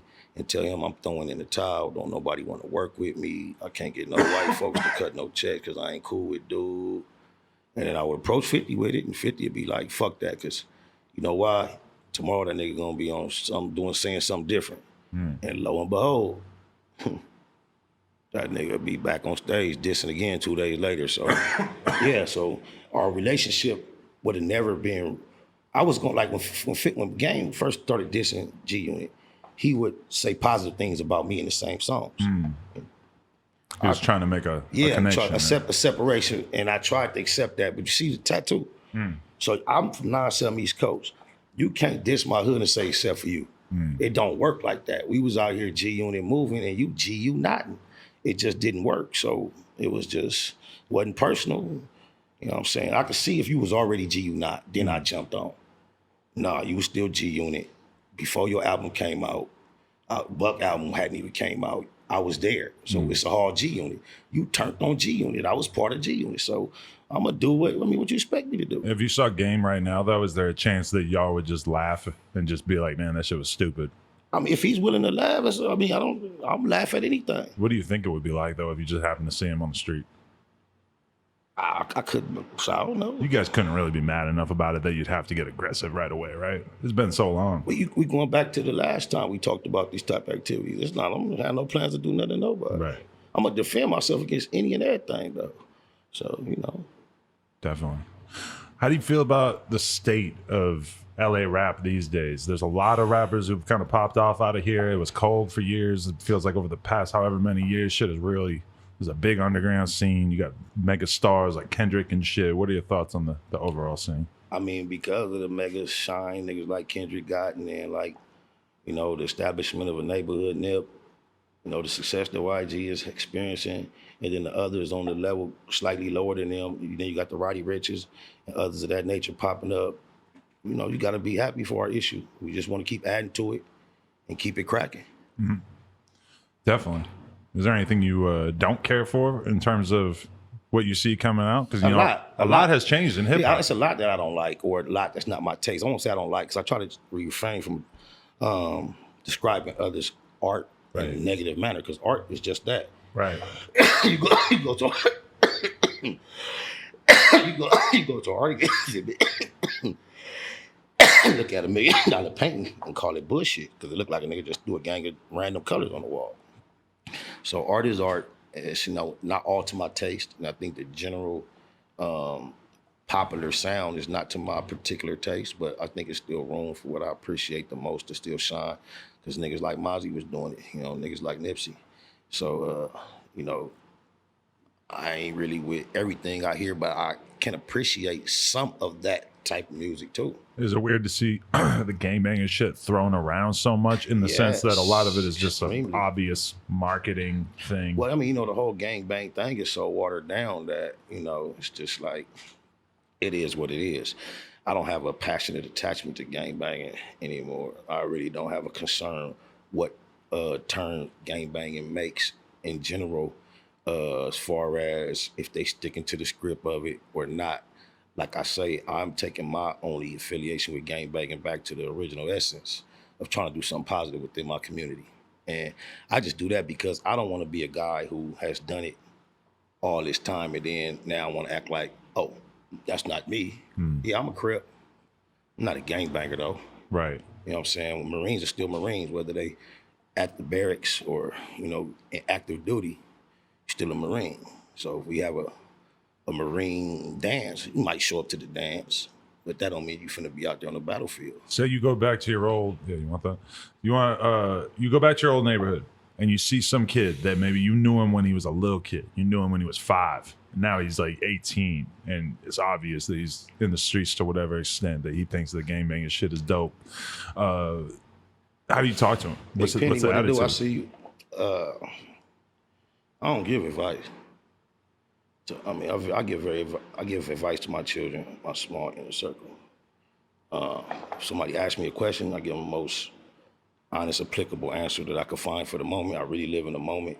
I don't really know what nobody should do other than do the best thing you can do for yourself, because everybody's not moving at the same pace. And I can't judge nobody activity in the streets. Because I ran from private school against all type of counsel and advice and did whatever I wanted to the detriment of those around me, myself, my future, the success. I think everybody that I'm responsible for perhaps will be better off at this point had I made better decisions in the past, and I didn't allow no one's outside influence to cause me to do anything different. So I'll give you advice as far as me trying to make sure you do whatever you're doing to the best of your ability. I got a record on my latest project, which is called Illiterate. It's called Doing Life. And part of the hook says, whether you're doing wrong or doing right, make sure you do it right. You know what I'm saying? So whatever you're doing, just do it the best, you know. Because when your back's against the wall and your family ain't gonna eat unless you run up in this grocery store and stuff some steaks down your pants, who can you tell you that that's not what you're supposed to do that day? So, you know, just be careful. Right. And then it depends on my relationship with you. If I have a relationship with you where it warrants me getting that further in your business, then I might have something more edifying to say to a specific individual. But there's no particular warning message. I'm gonna live my message. You see, you don't see me around here with that bullshit no more. Right. So if you can't see what I would prefer to see you do through my actions, then you might be a lost cause anyway. When I carry myself different, I like to see young niggas that pull up, hop in my passenger seat like, damn, SPI, what you got going on? What could I do? Man, Now, if you getting at me like that, then I'm gonna put you some game. But if you jump in the car talking about, hey, we bust on Wooty whooping them last night, I'm gonna tell you, you took him with you. You know he ain't. Right. That's what is you into? Right. Crazy. What do you got going on these days? And what keeps you making music knowing that rap is a, sort of viewed as like a young man's game? A lot of like older dudes is sort of like they don't necessarily know how to continue to be artists as they get older. What motivates you to keep putting shit out? I have a now 11-year-old son. He's 11 now. Shout out Curvell. He turned 11 July 29th. About 2 years ago, we was in a car, I believe. He tells me we was somewhere else. But I was just freestyling, just bullshit freestyling. Whatever I see in the streets. The blue car on the side of us trying to race. I'm looking at you, you got milk on your face, on our way to school. Bullshit like that. Right. And then, which motivate him say, I remember in my memory, son, the way I see it, you were sitting in the passenger seat on top, you know how you got your hands under your thigh? Right. His feet couldn't even reach the floor. His feet was dangling. And I remember after I finished rapping, I hit a few corners. I remember him just like staring off into nowhere. And he looked at me, he was like, "You gonna start back rapping?" I'm like, "Nah, man, I'm through." And he was like, that's when I seen him looking off into nowhere with his feet dangling, and he just hit me out of nowhere. It was like, "Man, you still got it." It's been on ever since. That's tight there. 11-year-old say that. Mama, my son motivated me. My young son got me back in this shit. That's cool. That's tight to hear, honestly, just because, like, you know, when you're at that age, it's like the idea that you might want to just give up something that you're passionate about might seem really foreign to him. Like, he hasn't even sort of got to that stage where he can imagine wanting to step away from something you're good at. The courage it took to jump back in it. You know, but I asked their permission because the reason why I initially slowed down and let it alone because I'm spotted low. Right. I got two 11-year-olds and a son that just turned 13 yesterday. Shout out Junior. Shout out Monster too, since we just talking about the boys. Right. Kermon, Curtis, and Curville. Curtis turned 13 yesterday on September 2nd. And when they were born, it was like, I lead by example. Certain things that I was comfortable just being, I couldn't set that example. So as like 2 years ago, once I felt like they knew right from wrong and they understood me as their father, as the man I was, I just explained to them how well I could be an asshole and how marketable an asshole was, and asked their permission to be spotted local again for business purposes. And they gave me their permission. I said, you might see me doing some things that you don't see me do. Some blue rags might come out and this, that, and the other. Right. I don't really mean it though. And they told me it's cool, go get the bag. That's tight. I respect that. I wanted to ask you about this video that's on YouTube. It's called Spider Loc Brings the Paws Out. Ooh-wee. There's a Mexican dude at a gas station.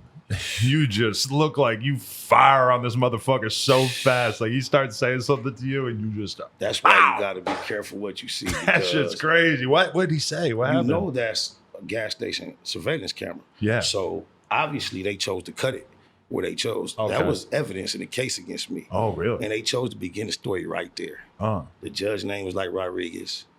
The sheriffs that showed up were Ruiz and Gonzalez. Oh, okay. So the deck was stacked against you. Stacked against me.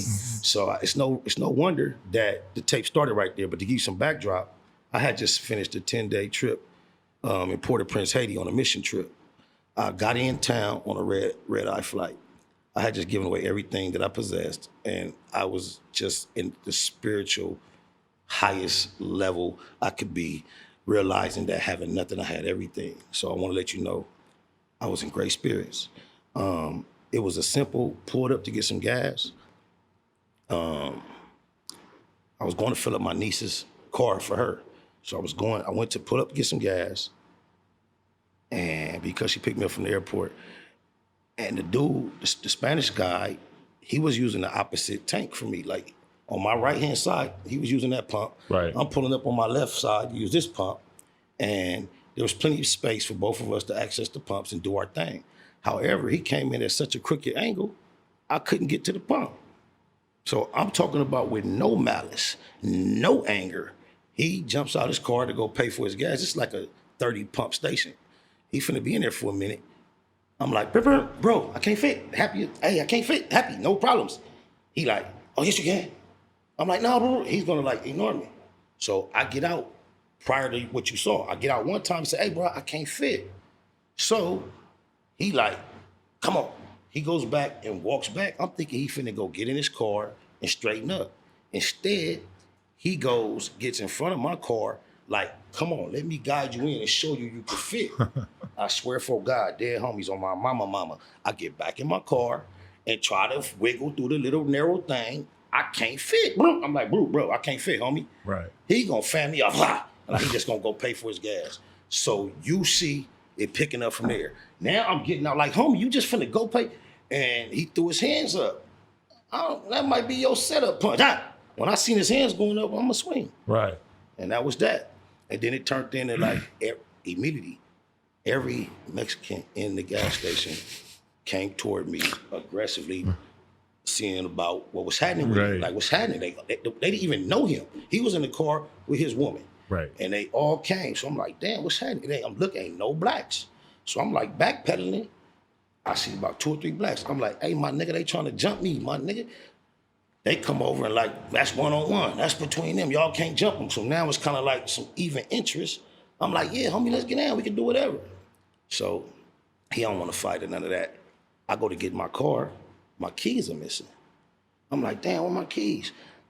Now it's a black Spanish thing. Everybody in the gas station is interested on that level. It's a black lady, older lady, non-confrontational. She drives past me, say, baby, don't get distracted. She got your keys. She put them back here. So that's why you see me go around, pull her pants down, trying to find my keys. Once I pulled this woman pants down, that motivated him to make her up the keys and give them to me. No, he got them himself.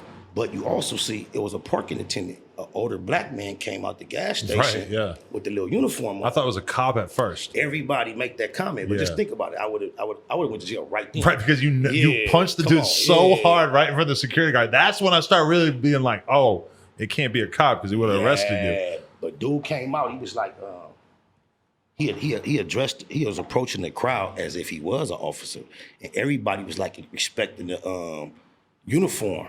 And I'm like in his ear, I say, bruh, I know they didn't call the police. I say, he got my keys. I say, I need my keys. Yeah. So he started telling them, you can't take his keys. That's a robbery. That's a robbery. So when he told him that, the man got nervous and produced my keys. So bam, I'm like, all right, I'm finna go. When I go to leave, I see I had a brand new phone. My phone is shattered. So I grabbed my phone. The couple little black dudes that was there with me, I'm like, damn, what happened to my phone? They say he stumped on it. Oh. So that's why you see me come back and hit him again. Because he stumped on my phone. Wow. Shout out to whoever them niggas was in the gas station because they jumped on the trunk, tried to dangle their legs and block my license plate for me. You know what I'm saying? Everybody did what they did. You know what I'm saying? It wasn't got no problem with no Mexicans, but when I had a problem with this man who happened to be Mexican, the other Mexicans came to support him, and it looked like it was finna be a bad situation. That's some LA ass shit right there. Yeah, oh, mama. The whole gas station becoming a race riot is such an LA thing. I found it ironic that the way that footage hit the internet was through 50 Cent putting it out. Oh, for real? Yeah. It makes you look like a badass, though. Why would he put that up? He's being sarcastic. You know, they see me in the Honda Accord. Look like I'm losing my mind. You know what I'm saying? He's like, I told you this dude been crazy. Look at it. He laughing at it. You know, because there was a slight chance that the sarcasm could have been just 50 Cent. I got in his DM. I hollered at the same person who he got the footage from, and everybody I knew that was in contact with him, like, well, you know, let's holler. He didn't take no holler. So I took it just how he thought it was. It was trying to be funny. Further to know, it backfired. It was booming so hard on his page is why he took it down. Right. You know what I'm saying? So, you know what I'm saying? This nigga used to love to tell the story how when he came to California initially, he was riding with the cartoonist, the tattoo artist Cartoon. He remembered they needed some gas. We got to get him on. And they drove, shout out to Cartoon. He said he remembered driving past 13, 14 gas stations and wondering why the fuck we didn't just go right there, then asking Cartoon, like, why we didn't go to that gas station the last? He was like, nah, LA gas stations is violent, woo, woo. And it used to blow his mind how violent gas stations was. So I know he was really interested in that little scene because he was always intrigued about how at LA gas stations they could just pop off at any moment. That's real. Like, you go to the gas station and you definitely want to be making sure it's all boring looking people. You don't want there to be no young dudes when you're getting out of the gas station, right? In our sense, we know boring or young at that moment which ones to go to because of where they at. Right. And that's what Cartoon issue was. I guess it was all enemy gas stations, so he'd be like, damn, we need gas. We had to bust a U-turn and pass 13 gas stations to get to where it was cool to just jump out this deep and be here for 15 minutes. Right. Because you know, we caravanning and it's going to be a minute. Yeah. Yeah. That's crazy. Wow. Okay. Thank you for explaining that. I also wanted to ask about, there's a video that says, it's called Spider Loc ambushes the game and Snoop at West Coast Peace Conference video. Oh, you ask good questions, man, because everybody act like it's clickbait because of the word of ambush. But you didn't upload it.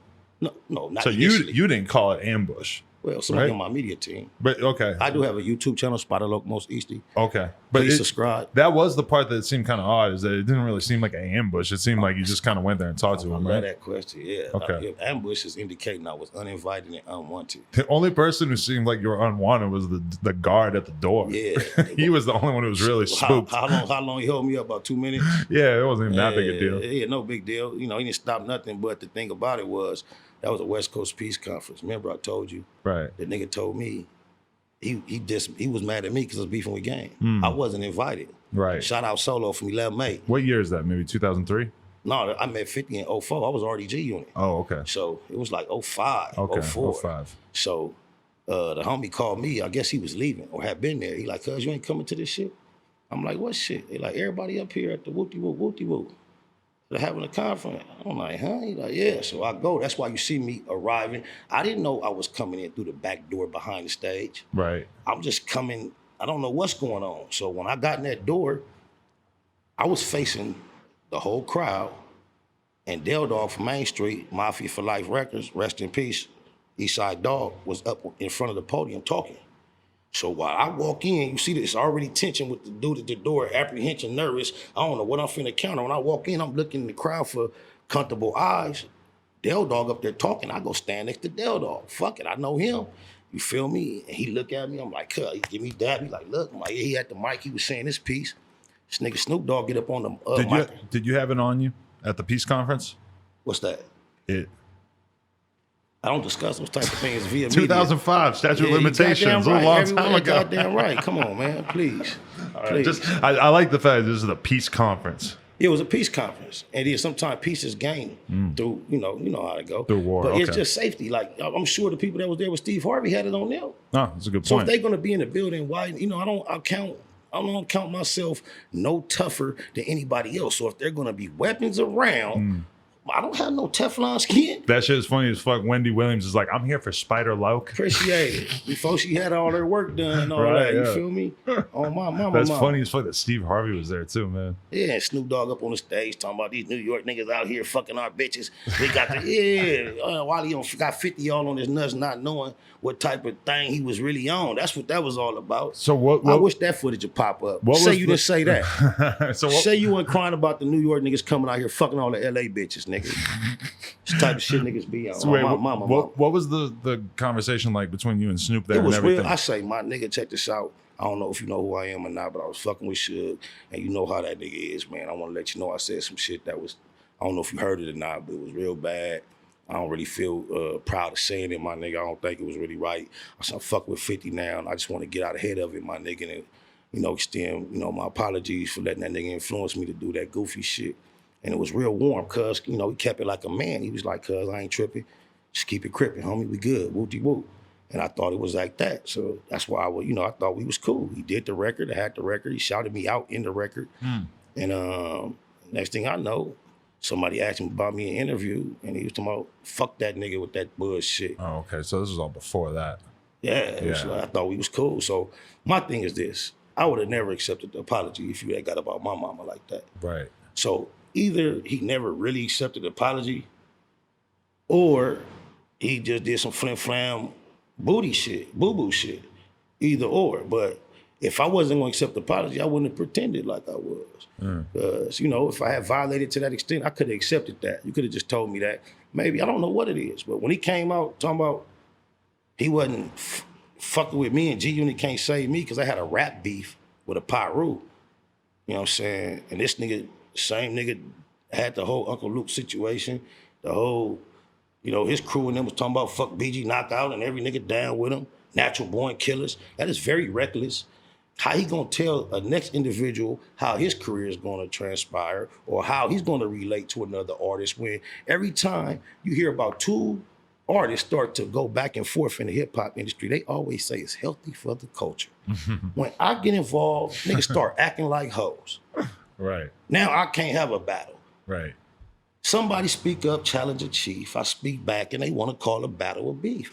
I'm just saying, I don't get it. I was just battling, and then nigga got scared and told me it can't happen, and 50 got scared. He ran 50 off, made 50 scared. 50 told me he don't squash nothing.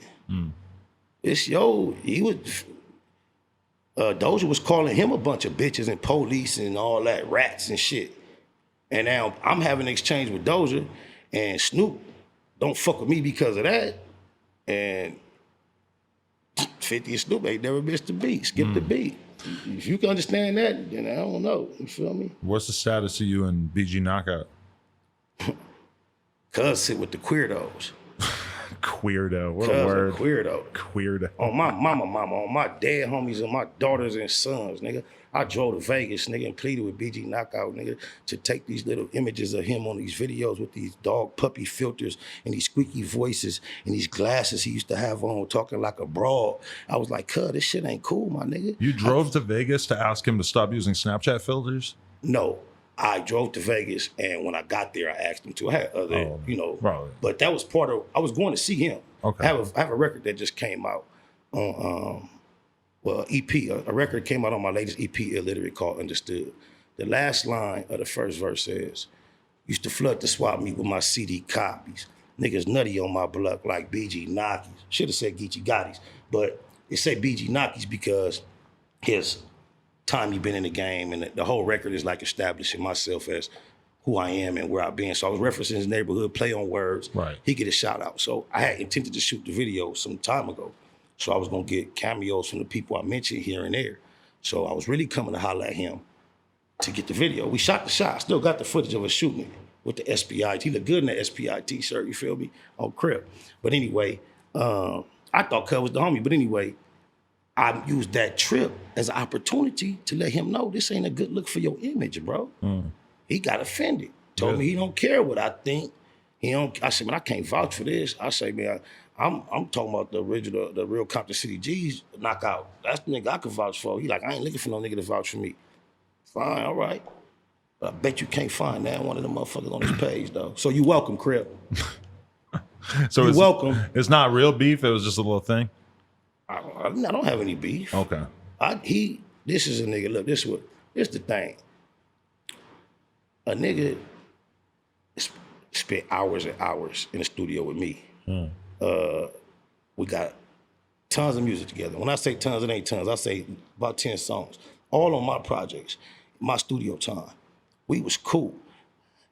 He claims a lot of niggas as brothers that ain't his brother. But he approached you to where you think it's his brother initially.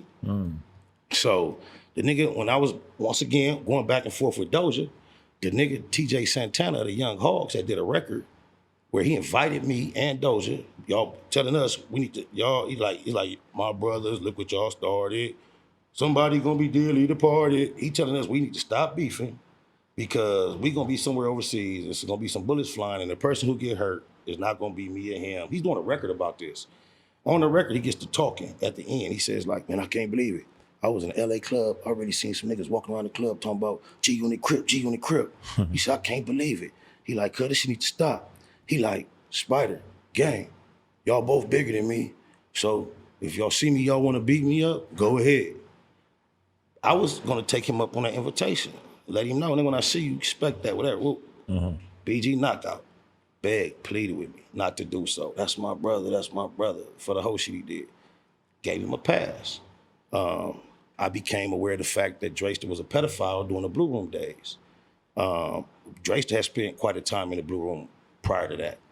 When I stopped allowing him to be there, or stopped, not saying I stopped him from coming, when I stopped inviting him, and people, I was on SpiderLoc.com back in the days, or wherever I was on, they asked me about him, I was candid about the reason why I'm not gonna be dealing with him no more. So it would be on the net, Spider said so-and-so about Dresta. I didn't even know that about Dresta at all. BG, he's on Megan's Law. BG Knockout called me and plead with me to not be discussed. He tried to explain to me how the situation ain't like he was no creep or whatever. It wasn't like that, whatever. I just explained to him, look, I got young daughters, and I would advise them, if they on there, you gotta steer away. So I ain't got time to be a caseworker, my nigga. So I have to disassociate myself because I'm gonna tell my daughters anybody on there ain't no good. So that's all it was with me. But I will stop speaking about it in public.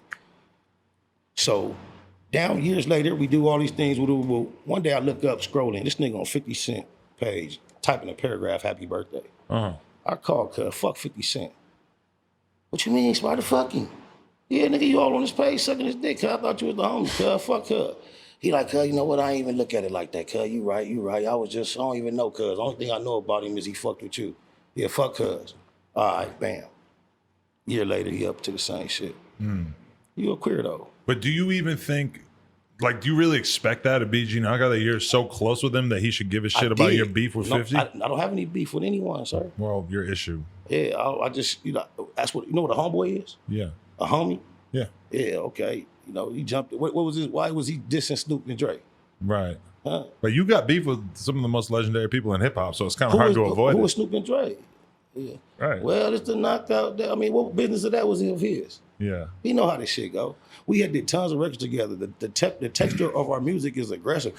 We had already been in my studio on tape clowning another nigga for getting knocked out. Like, I'm not finna sit in my studio and troll with you on some gangster shit or some manly shit, on some street shit. And then it's just protocol. Like, this is what it is. Me being ignorant expected a lot more out of a whole lot of niggas that wore khakis and t-shirts on me and was from legendary neighborhoods. I thought y'all understood. I was the last one to figure out this was a game, a goofy niggas was pretending. I showed up to the water gun, paint gun shootout with the real gun. I didn't know it. My bad. It just took me a while to figure it out. Do you think BG Knockout in that case though is really just giving 50 love as a fan, and yes, that there's but there's a line there? It's like we're all like, we look at, I can't look at Snoop as just a dude. I look at him as a fan. I was a fucking fan of the music. It's like once you really are in the game, it's all of a sudden becomes kind of hard. Like for you, you're never going to be able to just look at 50 objectively as his music because you know. I will. Yes, I will. No, you got me. But it's hard to separate, bro. Let me tell you something. I love that song. 21 Questions. Bite into your peach and it's Doja.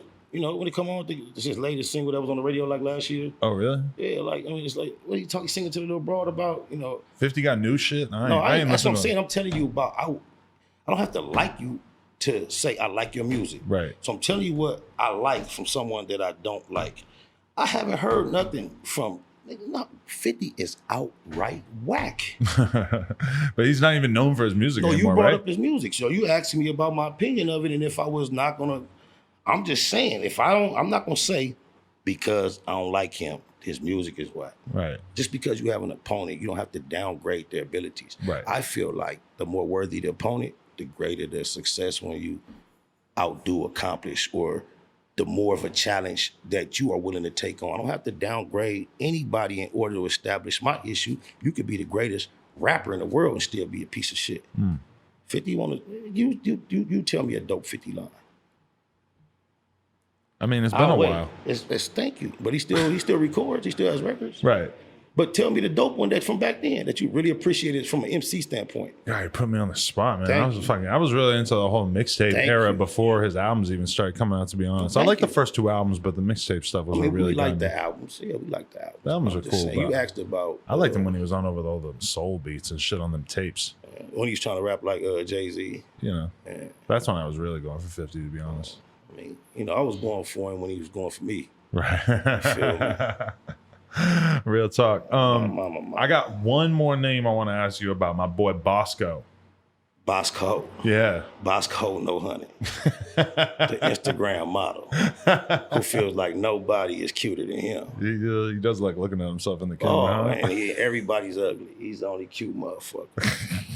That for some reason just had to get my attention and speak on my hair. Yeah, you guys have been going at it a little bit, huh? No, just the thing about it is I have no interest in doing nothing that has anything to do with dude. Dude went out his way, first of all, to speak on the size of my blunts. I figured it was a cordial, I'm watching. So I laughed that one off, ha ha ha. Came on my little live with a big blunt. I'm like, I got you, we smoking big now, whatever. Did a little deal with Cleopatra Records. I spent my first little money on a nice little, weed's kind of cheap out here. Sold some, smoked some, but I posted a picture of a big bag of weed, added him, come through my nigga, we on now, smoke. He liked the picture. I'm thinking we cordial. Next thing, he come out discussing my appearance. First of all, cuz, my mama, I don't understand that. I don't understand no man interested in what no other man look like. Right. Then they approach me, for what I think, your theme is supposed to be unlocked. You go in the yard, politicking. Just in general, in respect. I know you be a clown or whatever, but we on the yard. Leave the Crips alone. Right. You gonna shoot a joke, and we kind of cool, we cool, but it's gonna be a level of respect. When you start call yourself talking down or disrespecting me, that's something different. But I don't engage in jokey joke, but I jokey joked with him. My hair short, my dick long. I wanna fuck your mama thighs thick. You know what I'm saying? And you start discussing my career and all that, then we can talk about the other things I've seen about you. You got only nigga I know famous from running from my ass whooping and getting your ass whooped, swole up. And then I'm gonna tell you how desperate he was for my attention. Over 10 years ago, right from my studio, going live and on a number of interviews, my artists used to go back and forth, rest in peace, Payback, with Bosco, No Honey. I used to be in the same room. I would never engage, never said nothing negative about him, never even acknowledged I watched it, had it happen or nothing. And here it is 15 years later, 10 years later, whatever it is, that's how he chose to address me. It's cool. I remember he used to go back and forth like a bitch with Payback. Right. All you gotta do is put Big Payback and Bosco No Honey in a YouTube search and you'll get to see what I'm talking about. Is it hard for you to deal with the fact that there's so many people who are in the rap world and they're really just kind of trolling and having fun? Like, you know, even Bosco, you could compare that to what 50 does, but 50 just loves just getting messy on Instagram and just talking about everybody's business and bitches shit. do. Is that kind of hard for you to accept that that's just a thing now? Not at all. I'm glad that I have issues with a couple of the trollers. I was the original troll. I was doing this before 50 even knew what a computer was. 50 used to look over my shoulder and be like, Spider, you talking to your fans right now? I'm like, yeah. He like, you lying, B, that's ill. Hey, yo, check it out. Spider's live, he's on the computer talking to his friends right now. He want to give Soulja Boy the credit. You know I showed you this shit, Curtis. Oh, mama, nigga. Spiderloc.com. I love the internet because everything is dated. Right. All hip hop know, you know, the West Coast riders, those sites, they know, people know. That was my wave. Right. I give him the credit for what he introduced me to, but for some reason, you know, he makes my presence a lot larger because he speaks about everything he went through, everything he encountered. There's very little conversation here. Because when you speak about this, you're going to talk about how bad you fumbled. He was blessed to experience what it is, the story that the creator is writing in my life. Right. This, the special shit coming over here. I've never been a 50 Cent fan per se, but I can tell you that within moments of him hearing me do what I do, he offered me everything that you saw me go through with him. Right. I blew his mind. You can never go through his whole life, whole career, and see him ever reacted to anything in that fashion before. He's very selective. Right. Yeah. That's what's up. So anything you want to promote that you got going on right now? Or? The EC as a single, you got to go tap into that. It's some of the hottest shit out. Shout out JP Bangs on the beat. Politicking is available on all digital platforms. The Wake and Bake soundtrack is available on all platforms. Illiterate is available on all digital platforms. The first single off of that with E40, Angela Manzetti, Let It Play It Through. Understood is the street record. Just go tap in, Spiderloc Most Easty on YouTube. That's my channel. The Wake and Bake Show goes up. Fabulous Fast Food Friday is another little segment we do on there. The IG is Spiderloc Most Easty, the number 7. And we moving around. We doing things. That's what's up. I appreciate the interview, man. It was definitely... I appreciate you opening the doors. Yeah. I just feel like people definitely are going to be excited for it for sure. So this feels good to feed them what they need, you know? Yes, sir. That good content. Appreciate you coming through, Spiderloc. It is what it is, man. I appreciate you for being here, man. Be about your money at all costs. There it is. Spiderloc, No Jumper. Check us out on YouTube, SoundCloud, iTunes. Like, comment, subscribe. NoJumper.com if you want to support. Appreciate y'all.